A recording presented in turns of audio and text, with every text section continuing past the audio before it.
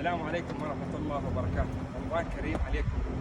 طبعا اليوم احنا عندنا كوريلا هايبريد 22. لو اقول لكم ايش قد سعرها هاي السيارة ما حد راح يصدق.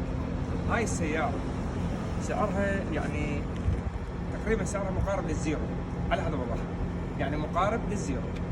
شنو السبب؟ السبب بطاريتها بس فقط لا غير. ها السيارة شنو ضربتها؟ البطارية تجي اسفل الكرسي الخلفي، شوف شنو ضربتها.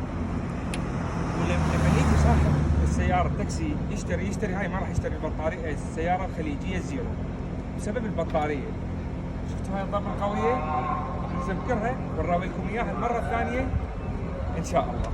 السلام عليكم.